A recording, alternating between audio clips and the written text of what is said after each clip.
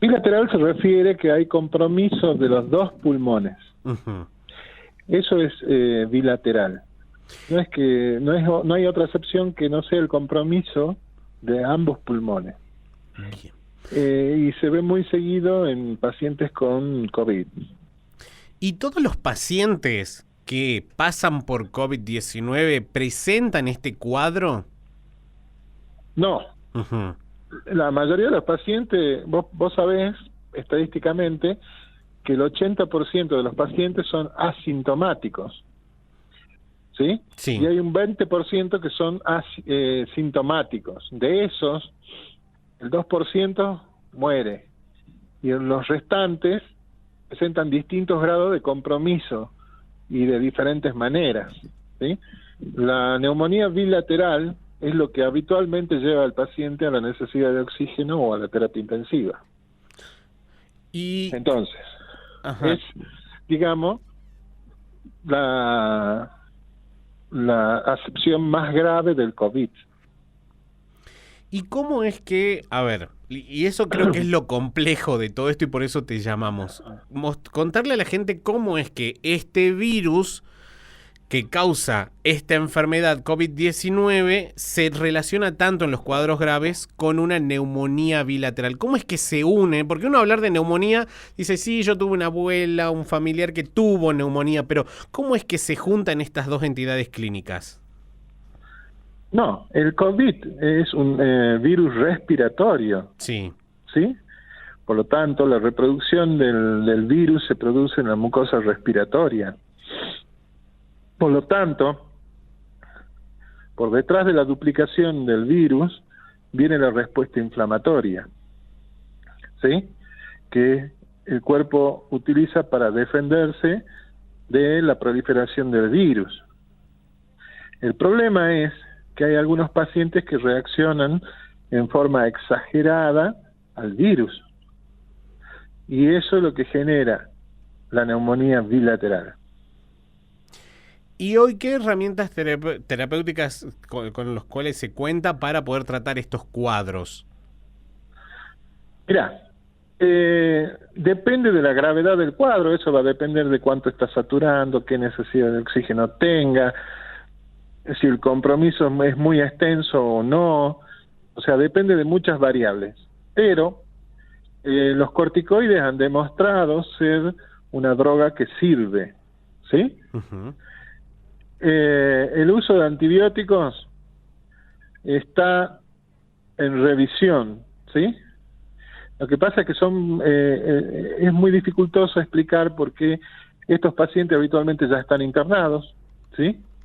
Y habitualmente se contaminan con gérmenes de adentro del hospital, que sería una neumonía intranosocomial, y todos sabemos que después de 72 horas de intubación, ¿sí? O sea, cuando ya están en un respirador, la colonización por bacterias es algo muy importante. O sea, al poner un tubo en la vía aérea, se saltean un montón de barreras mecánicas y mucosas que tiene el cuerpo para evitar la contaminación.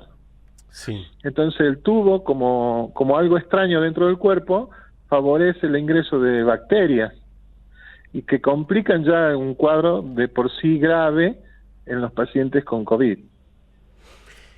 ¿Y qué tan extenso es el cuadro en cuanto al tiempo? O sea, ¿una persona cursa una neumonía bilateral por COVID-19 por periodos cortos, por periodos largos, que es lo que también está relacionado tal vez al tiempo de ocupación de camas, por ejemplo, dentro del sistema sanitario?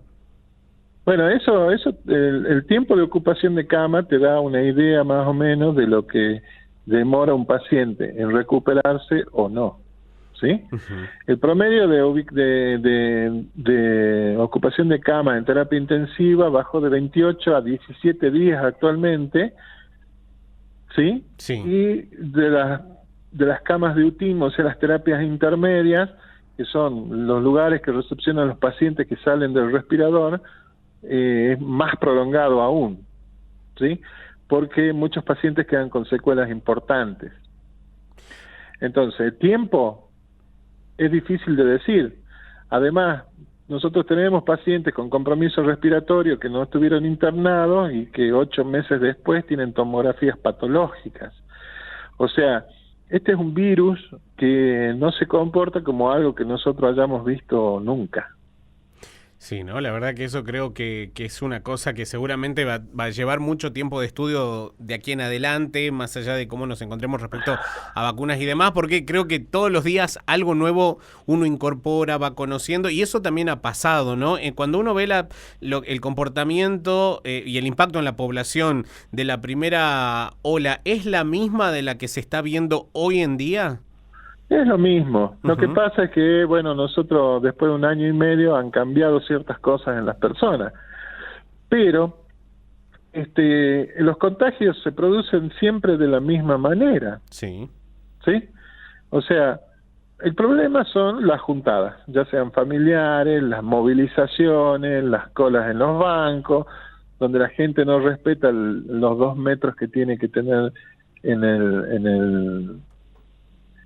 en la distancia, el uso de barbijo, que son las cosas más importantes, porque 2 metros y el barbijo es lo más importante. Las superficies ya han sido desmitificadas como causa de contagio de COVID. Por lo tanto, queda el barbijo y la distancia social. El problema es que la gente se sigue juntando, y al seguirse juntando se siguen contagiando. Y por supuesto, a mí me quedó pensando y quería llevarte de nuevo un punto que acabas de mencionar hace unos minutos, que tiene que ver con las secuelas, porque este cuadro por lo visto es muy complejo, dificulta mucho la respiración del paciente, una neumonía bilateral, pero ¿cuáles son esas secuelas que van apareciendo tanto en lo inmediato como semanas o tiempo después de ya inclusive egresar de la internación? Cuando hablamos de secuelas, ¿sí? Hablamos de lo que queda después del episodio agudo, ¿sí? Sí. O sea que durante la enfermedad no podemos hablar de secuelas. Sí podemos hablar de secuelas después de que el paciente ha cursado un cierto tiempo de su enfermedad, ya fue dado de alta, ¿sí? Y le quedaron distintas cantidades de secuelas en el pulmón. Lo habitual, ¿sí? Es la fibrosis pulmonar. Y esa secuela hoy, ¿cómo se trabaja, digamos, para poder acompañar al paciente? Porque me imagino que después vendrán otras consultas también, no solamente en la etapa aguda de internación y demás, sino que después continúan los controles. Siempre tiene que haber controles. Cuando se da de alta un paciente, si está muy secuelado, va a internación domiciliaria con oxigenoterapia de apoyo, ¿sí? Cuando ya se produjo la fibrosis pulmonar, no hay mucho para hacer, porque es como una cicatriz que queda, y esa cicatriz no se comporta como pulmón, por lo tanto queda con un déficit permanente en la oxigenación del paciente. Una vez instalada la fibrosis pulmonar, no hay marcha atrás. Qué complejo, ¿no? Y estamos hablando de que esto afecta a pacientes de, no sé, adultos mayores nada más, o también lo están viendo en la población más joven.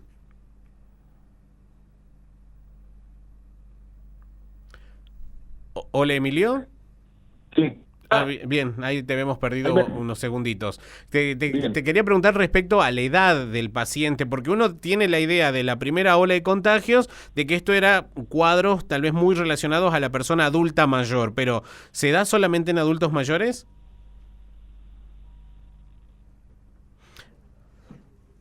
Hola, Emilio. Hola, hola. Hola, sí, ¿me escuchás? Ahora sí te escucho, ahora sí te escuchamos, ahora sí. Bien. Volvió la comunicación. Hola. A ver, me parece que vamos... A ver, Mica, fijémonos si podemos llamarlo de nuevo al doctor, porque tenemos ahí un problemita. Bueno, estábamos hablando un poco, ¿no?, sobre lo que es la neumonía bilateral, ¿sí?, que creo que es una de las condiciones que más preocupa no solamente a los equipos de salud, sino también a las familias cuando reciben el diagnóstico en alguno de sus familiares de COVID-19 y una neumonía bilateral asociada al coronavirus. Y según los reportes nacionales dice que constituye a un 80% en las internaciones hoy en la República Argentina. Bien, ahí recuperamos la comunicación. Emilio, ¿nos escuchás? Te escucho. Perfecto. Te preguntaba respecto a las edades, porque en la primera ola todo se vinculó mucho como que esto es un tema del adulto mayor, el adulto mayor, 60 años en adelante, pero en la población más joven también aparecen estos cuadros, estas secuelas. Bueno, actualmente, Uh-huh. ¿sí? La edad promedio de los internados en terapia intensiva es entre 40 y 50 años. Bien. Ya no son los mayores, ¿sí? Sí. Las secuelas pueden quedar a cualquier edad. Y tiene que ver mucho con la respuesta inmunológica. No es tanto con el virus, sino la respuesta del paciente al virus.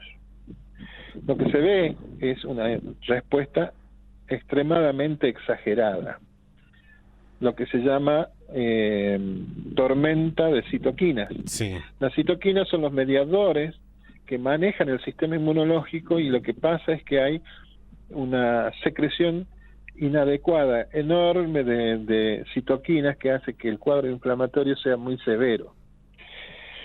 La inflamación en algunos casos puede ser controlada por el mismo sistema inmune o por los medicamentos, los corticoides en este caso, pero a veces no. Y esa inflamación deriva en lesiones pulmonares severas que las llevan a la fibrosis pulmonar. Y ahí son A los eso cuadros. y a eso tenés que sumarle la sobreinflamación que existe por el virus y por las bacterias que habitualmente complican los cuadros de neumonía bilateral por COVID. Entonces, hay un montón de pacientes que van a quedar con secuelas menores, mayores, ya se verá con el tiempo.